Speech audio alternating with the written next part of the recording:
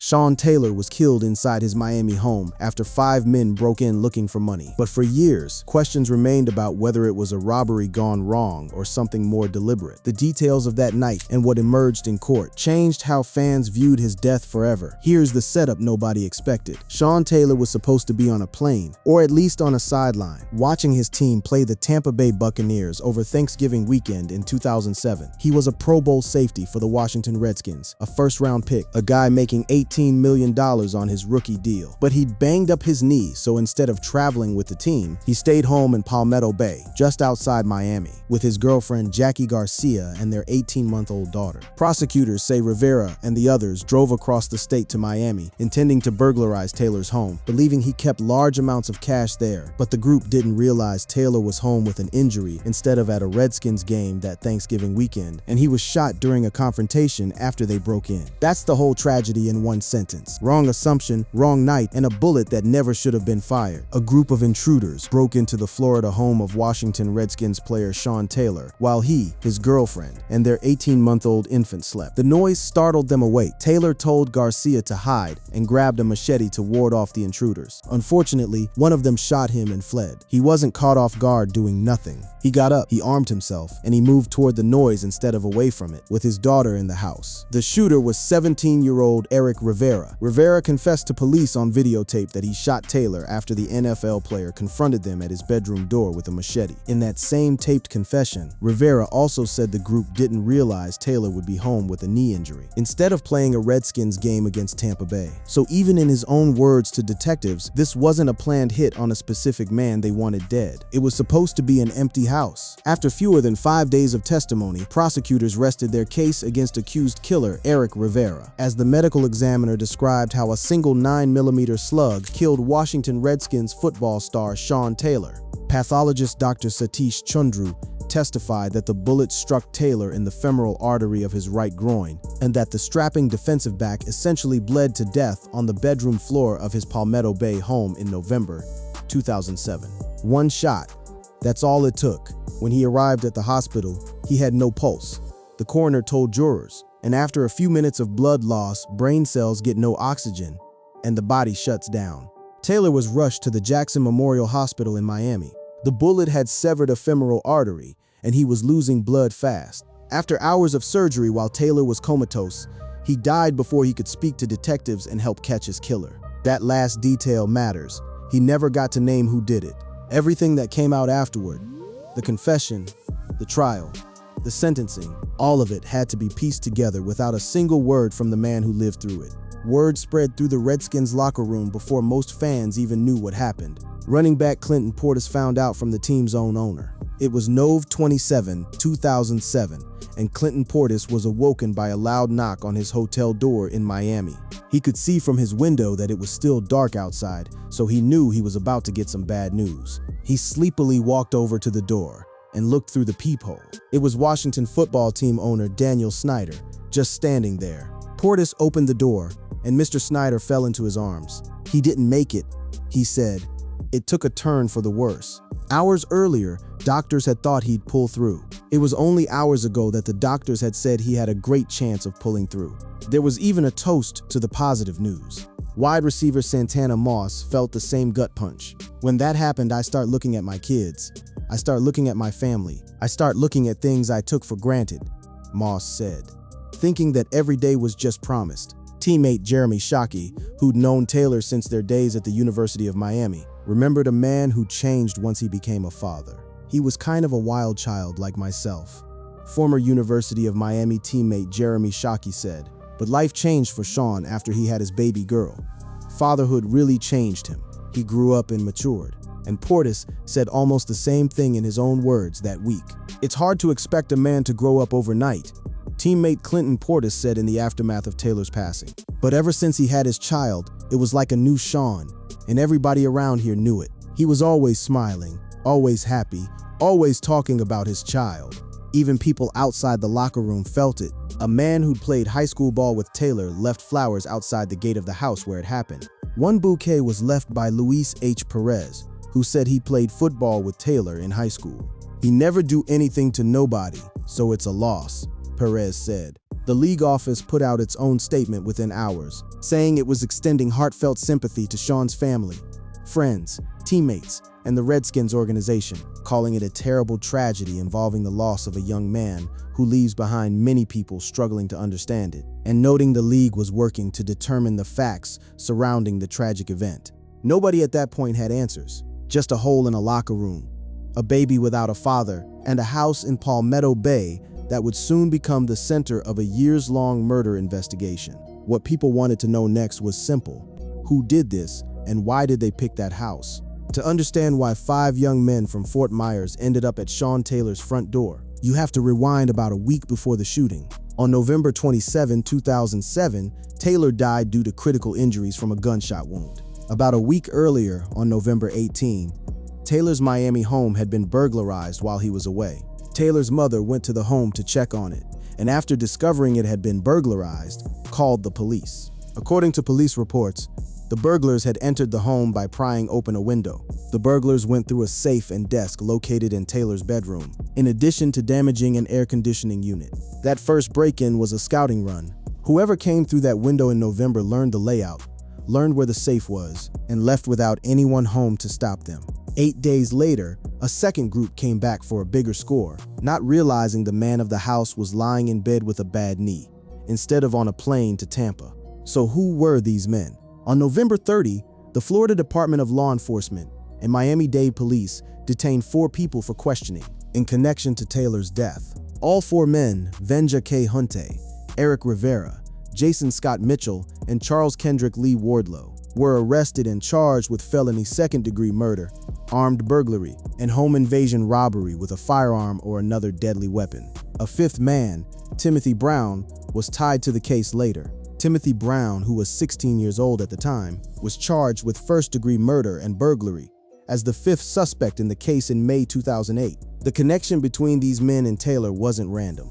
Along with Venja K. Hunte, Eric Rivera Jr., Timothy Brown, and Jason Scott Mitchell, Wardlow planned to rob Taylor's home after having attended a party there. The young men traveled from Fort Myers and believed that Taylor, then playing for the Washington Redskins, was out of town because it was football season.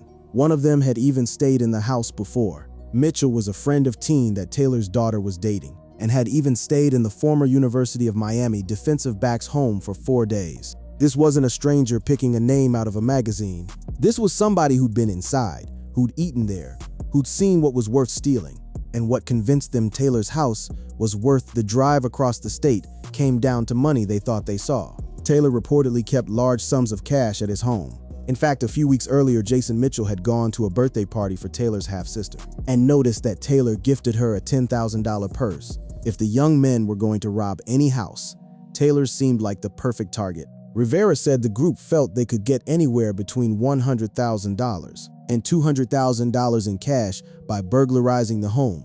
That's the whole motive laid bare. Not revenge, not a grudge, not anything personal against Taylor as a man. Just a number in their heads that turned out to be a fantasy. Investigators pieced together how the break-in actually went down using physical evidence at the scene. Jurors heard opening statements Monday in the trial of 23-year-old Eric Rivera Jr. and testimony from an investigator who said footprints were found at the crime scene that were later matched to sneakers Rivera wore that night. The prosecution walked the jury through exactly how Rivera moved through the house. Assistant State Attorney Ray Araujo told the 12 jurors and 4 alternates that Rivera voluntarily spoke with detectives without an attorney present about how he shot Taylor while he and 4 friends attempted to burglarize the football star's Palmetto Bay home, and Rivera even drew diagrams of the rooms and where everyone was at the time. Ballistics backed up the timeline. 2 identical 9mm bullet casings were found inside the home, one outside Taylor's bedroom and one on a sofa near a rear sliding glass door downstairs. Investigators say Rivera shot out the sliding glass door so the group could escape. But the gun itself, they say, was thrown into the Everglades and has never been recovered. That detail became one of the more chilling footnotes of the whole case. The actual weapon that killed a professional athlete is sitting somewhere in Florida swampland, and it's never coming up. The gun was never found. Police said it was stuffed in a sock and thrown into the Everglades. Rivera's own account, given hours after the shooting, matched the physical trail investigators found. Miami-Dade Circuit Judge Dennis Murphy imposed the sentence on Eric Rivera, 23, one of 5 Fort Myers area men charged with Taylor's death after they broke into his house looking to steal cash. So by the time police made their first arrests, the story had a shape. 5 men, 1 prior scouting burglary, a rumor of 6-figure cash, and a plan that assumed an empty house. What remained was figuring out exactly who fired the shot, and whether the man who confessed on tape was telling the truth, or whether, as he'd later claim in court, somebody else pulled that trigger. This is where the case gets messy, and where a lot of the confusion about Taylor's death actually comes from, because the man everyone pointed to as the shooter didn't go quietly. He confessed on camera days after the killing, and then years later, on the stand, he tried to take it all back. The jury deliberated about 16 hours over 4 days before returning the verdict Monday.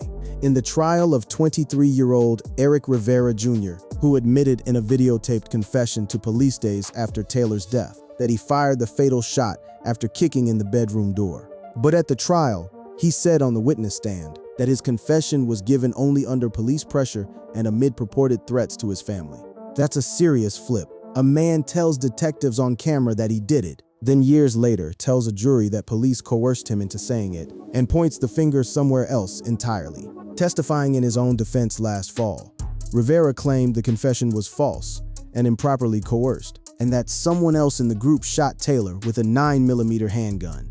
Trial delays stretched the case out for years before any of this got resolved. Rivera was only 17 the night of the shooting, and that fact alone shaped everything about how the courts could punish him. By the time Eric Rivera went to trial, he was 23 years old, but because he was 17 on the night of the shooting, it complicated his case. Initially, Rivera was charged with first-degree murder, but because he had been a minor when the incident took place, he was ineligible for the death penalty.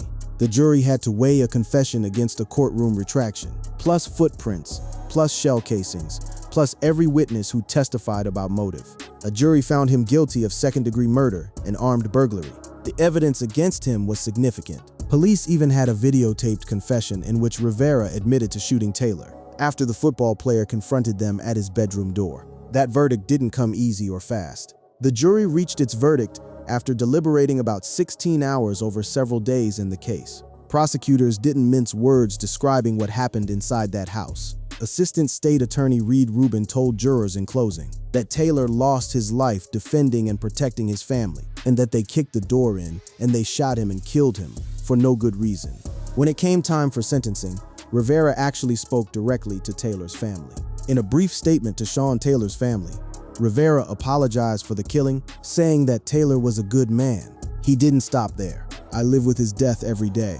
I'm going to have to deal with the consequences," Rivera said. His own family stood up in that courtroom and asked the judge for mercy, pointing to his age and clean record. Several Rivera family members pleaded for leniency, noting that Rivera was still a minor at the time, and that he had never been in trouble with the law before. But the prosecutor wasn't buying the idea that this was a scared kid who deserved a break. Rubin said Rivera had committed perjury in his testimony and tried to influence the testimony of others in his case, calling him a sophisticated, manipulative criminal. The judge agreed with the state's read on him. Rivera faced a maximum penalty of life in prison, and on Friday, Rivera was sentenced to more than 57 years of prison, according to the Associated Press. A separate account put the number just as high. Eric Rivera Jr., identified as the triggerman, was convicted of second-degree murder and sentenced to 60 years in prison. Taylor's girlfriend, Jackie Garcia Haley, gave a statement at sentencing that cut through all the legal back and forth about who fired the gun. His girlfriend at the time, Jackie Garcia Haley, and their then 18-month-old daughter were in the room with Taylor when the confrontation occurred. Garcia Haley, in a statement read by Rubin, said Taylor's death was difficult to bear, particularly for their daughter, also named Jackie. "You only get one dad, and hers is gone. It breaks my heart to pieces to go through each day, and each milestone without him," she said. Rivera being convicted didn't close the case. He was one man out of 5, and the question of who exactly deserved what share of the blame was about to move to a much bigger fight over the man prosecutors said had planned the whole thing from the start. If Rivera was the trigger, prosecutors said Jason Mitchell was the mind behind the whole operation. His trial came 7 months after Rivera's conviction, and it revealed just how deliberate the planning had actually been. Miami. a man identified by prosecutors as the greedy organizer of a bungled 2007 Miami area burglary that ended with the fatal shooting of Washington Redskins star Shawn Taylor, was convicted Tuesday of murder and burglary and immediately sentenced to life in prison without parole. The jury didn't take long to reach that conclusion either.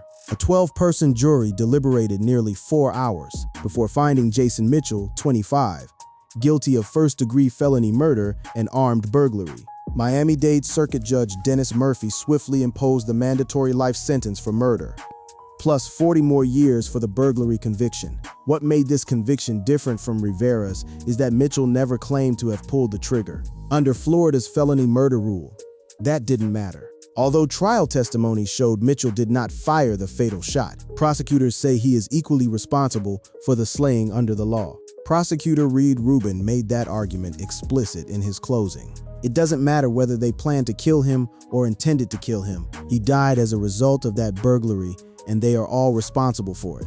Rubin told the jury, at the center of it all was Jason Mitchell. Mitchell's own lawyer tried to draw a hard line between planning a burglary and committing a killing. Robert Barrar, Mitchell's lawyer, said that his client should only have faced a burglary charge because he wasn't responsible for killing Taylor. Rivera is believed to have pulled the trigger. The jury rejected that distinction entirely, and the law backed them up. The remaining detail that made this connection even more uncomfortable: Mitchell wasn't some outsider casing a stranger's mansion. Mitchell was a friend of teen that Taylor's daughter was dating, and had even stayed in the former University of Miami defensive back's home for 4 days.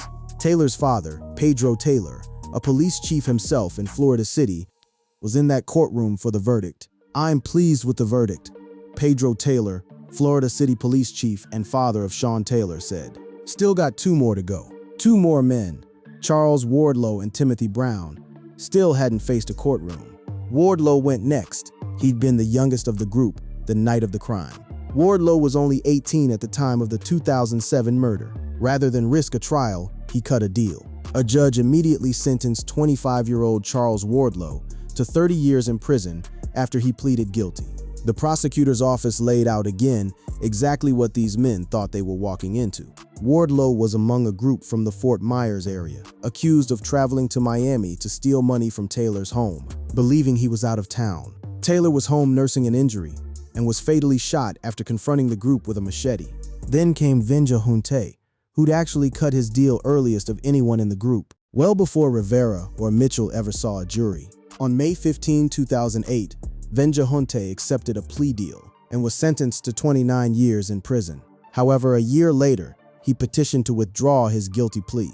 That petition didn't change his outcome in the end. His 29-year sentence stood, and finally, years after the shooting, the last man connected to that night stood in front of a judge. Former Redskins safety Shawn Taylor's case could now be closed, as the 5th and final defendant, Timmy Lee Brown, pleaded guilty.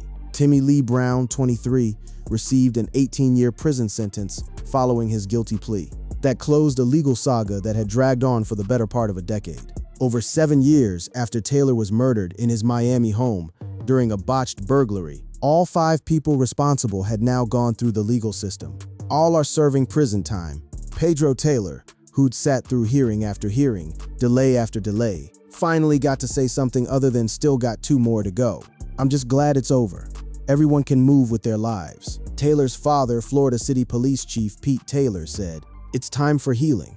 5 men, 1 life sentence, 1 nearly 60-year sentence, 1 30-year sentence, 1 29-year sentence, and 1 18-year sentence. Every single one of them tied, by their own words, or a jury's verdict, to a plan to rob a house they thought was empty." That's the legal record. What was left after all the courtrooms emptied out was a football career cut off in its prime, and a legacy that kept growing louder the longer he was gone. By the time the last plea deal was signed, Shawn Taylor had been gone for the better part of a decade, but he hadn't faded. If anything, the years made his absence louder in Washington. His funeral had already told you everything about how far his reach went, even outside football. Speakers at the nationally televised funeral service included NFL Commissioner Roger Goodell, then Redskins head coach Joe Gibbs, and current and former professional or collegiate teammates LeVar Arrington, Clinton Portis, and Buck Ortega, Reverend Jesse Jackson and O.J. Simpson, whose children went to Gulliver Prep, Taylor's high school, were in attendance. His young daughter sat in the front row that day, carrying a piece of her father's identity on her sleeve. Taylor's daughter, Jackie, sat in front with her mother and wore a pin with her father's jersey, number 21, on the sleeve of her dress. The Redskins tried to build something permanent out of what they'd lost. 5 years later, he was voted into the team's Ring of Fame. A surprise to no one, Taylor was one of the top vote-getters, a tribute to his enduring legacy as a playmaker, and a reminder of all that could have been. His name was announced to fans at the team's Welcome Home Luncheon as he was voted in alongside former teammates Clinton Portis, LeVar Arrington, Chris Samuels, and John Jansen. The team's own description of his career leaned hard on what never got the chance to fully unfold. The number 5 overall pick by the Redskins in the 2004 NFL Draft, Taylor twice earned Pro Bowl honors, including becoming the league's first posthumous selection in 2007. The Miami product spent his 3+ seasons as one of the league's most feared hitters and one of its most athletic safeties, notching 12 interceptions and 8 forced fumbles in his 57 career combined regular season and postseason games.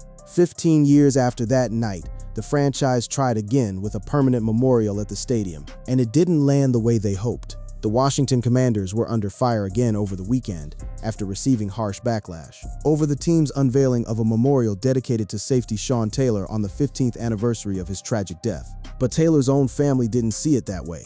His half-brother spoke to reporters and pushed back on the criticism directly. The 2-time Pro Bowler's half-brother, Jamal Johnson, told TMZ Sports he was honored by the Commanders' gesture, which featured Taylor's number 21 jersey and helmet on a mannequin in a glass enclosure on the concourse of FedEx Field. Johnson said plainly that it meant something to see his brother's name still carried in that building. Portis and Moss, more than anyone else, carried the weight of that friendship in public for years afterward, sitting for interview after interview whenever the anniversary rolled back around. On the 10th anniversary, both men sat down together to talk about what those last conversations with their friend had meant, and what his death had rearranged in their own lives. One writer covering the anniversary a few years later put it simply, noting how much the loss still lingered over the whole organization. It's hard to put into words what Taylor meant to a franchise that seemingly has never recovered. And in that same piece, a line surfaced from a fan's own tribute that captured how people kept returning to that one detail, the fact that he died defending the people in that room with him. The great Shawn Taylor died from a gunshot wound protecting his family from armed robbers. He was only 24. That's the piece of this story that never moved, no matter how many trials, plea deals, or sentencing hearings came after it. 5 men drove across the state, chasing a number in their heads. A house they were told would be empty, and a man they didn't expect to find awake behind that bedroom door. He grabbed a machete instead of running, and it cost him his life at 24 years old, in front of the 2 people he was trying to protect. Every court appearance after that, every conviction, every plea deal, was really just the legal system catching up to what had already happened in those few seconds outside that bedroom door. A robbery that turned into the death of a father, a teammate, and one of the most feared defensive backs the league had ever seen.